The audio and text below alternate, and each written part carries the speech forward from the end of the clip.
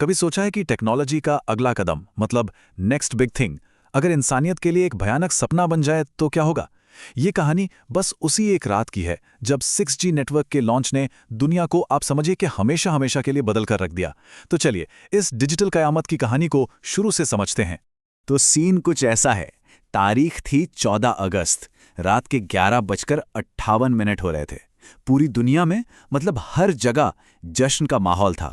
और फिर जैसे ही घड़ी की सुई ने 12 को छुआ, हर फोन, हर टीवी, हर लैपटॉप से एक अजीब सी धीमी सी भनभनाहट की आवाज आने लगी। और उसके ठीक 1 मिनट बाद हर स्क्रीन पर एक सिंगल फ्रीक्वेंसी पल्स चमकी और फिर आई एक डिजिटल चीख। एक ऐसी चीख जिसने सब कुछ खामोश कर दिया। उस खामोशी के बाद जो मंजर सामने आया ना, वो किसी कयामत से कम नहीं था। सड़कों पर चलते फिरते लोग अचानक जैसे पत्थर बन गए। उनकी आंखों से, उनके कानों से खून बहने लगा। वो अब इंसान नहीं रह गए थे। हाँ, उसी रात पैदा हुए थे सिग्नल ज़ॉम्बी। लेकिन सोचिए, इस पूरे डिजिटल कहर के बीच एक ऐसा भी शख्स था जिस पर इस हमले का कोई असर ही नहीं हुआ। और यहीं से हमारी कहानी के हीरो की एंट्री होती है। एक ऐसा हीरो जिसके बारे में किसी ने कभी सोचा भी नहीं होगा, आर्यन शर्मा। तो ये आर्यन शर्मा है कौन आखिर? बस 22 साल का एक लड़का, एक जीनियस हार्डवेयर इंजीनियर। लोग उसे पढ़ा लिखा गवार बुलाते थे। क्यों? क्योंकि उसे इंसानों से ज्यादा मशीनों से बात करना पसंद था। और मजे की बात देखिए, हमले की रात उसकी यही आदत उसकी जान बचा गई। जब पूरी दुनिया उस डिजिटल चीख से कांप रही थी, आर्यन अपने खुद के बनाए हुए नॉइज कैंसलिंग ईयरबड्स लगाकर एक पुराने मदरबोर्ड पर काम करने में मगन था। अच्छा, तो सवाल ये उठता है कि ये हमला आखिर था क्या? ये जो नया दुश्मन पैदा हुआ था, ये काम कैसे करता था? एक बात तो साफ थी, ये खतरा पहले देखे गए किसी भी खतरे जैसा नहीं था।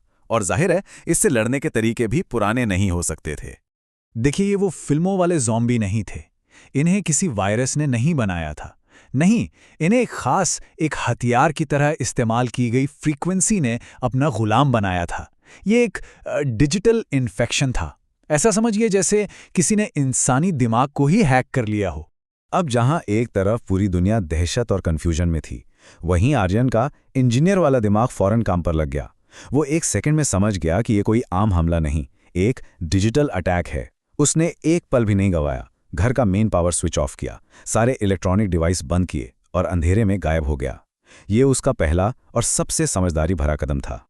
और यहीं से इस नई तबाह हो चुकी दुनिया का असली खेल शुरू होता है। सर्वाइवल के सारे पुराने नियम अब बेकार हो चुके थे। अब लड़ाई बंदूकों और ताकत की नहीं थी। नहीं, ये जंग थी दिमाग की, टेक्नोलॉजी की। तो जब आर्यन बाहर निकला तो उसकी टक्कर हुई कुछ बचे हुए लोगों के ग्रुप से। वो लोग हथियारों से लैस थे।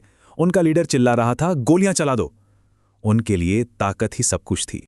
लेकिन आर्यन को पता था कि ये पुरानी दुनिया वाली सोच है और इस नई दुनिया में ये सोच सिर्फ मौत लाएगी। उसने बड़ी शांत आवाज में उन्हें रोका, गोली मत चलाना, आवाज से पूरे सेक्टर के ज़ॉम्बी यहीं आ जाएंगे।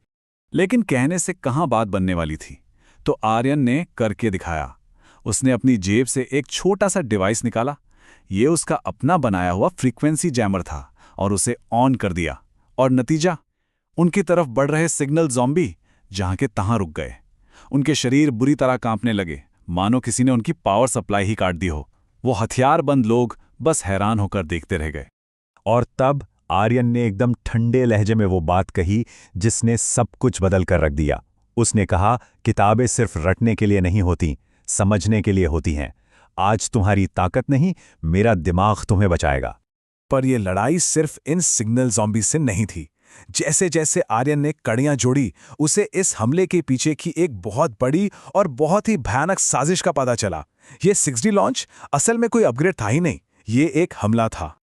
और इस पूरे प्रोजेक्ट के पीछे कोई टेलीकॉम कंपनी नहीं थी, बल्कि एक गुप्त संगठन था। और उनका मकसद पूरी इंसानियत को अपडेट करना।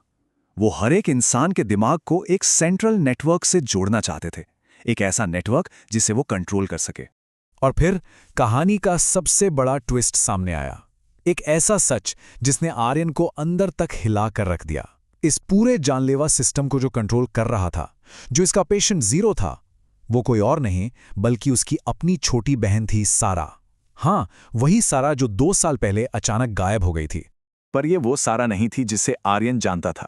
वो अब इंसान नहीं रही थी, वो एक जिंदा सुपर कंप्यूटर बन चुकी थी।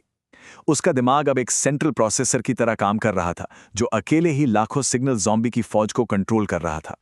तो अब आर्यन एक ऐसे मोड़ पर आ खड़ा हुआ था जहां उसे एक नामुमकिन, एक असंभव चुनाव करना था। पूरी दुनिया को बचाने के लिए उसे अपनी ही बहन के इस डिजिटल भूत का सामना करना था। उसके सामने सिर्फ 2 रास्ते थे, और मजे की बात यह कि दोनों ही तबाही की तरफ जाते थे।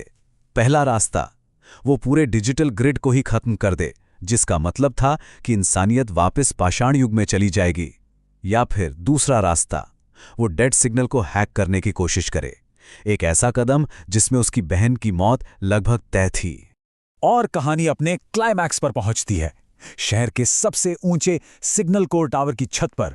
वहां एक बड़े से कांच की चैम्बर के अंदर उसकी बहन सारा खड़ी थी। उसकी आंखें पूरी तरह सफेद हो चुकी थीं, और उनमें सिर्फ 0 और 1 बाइनरी कोड तैर रहे थे। वो सांस भी नहीं ले रही थी, बस उसके शरीर से सर्वर के पंखों जैसी एक धीमी सी गुनगुनाहट आ रही थी। जब आर्यन ने उसे आवाज दी, तो सारा के होठों से जो आवाज आई वो उसकी अपनी नहीं थी।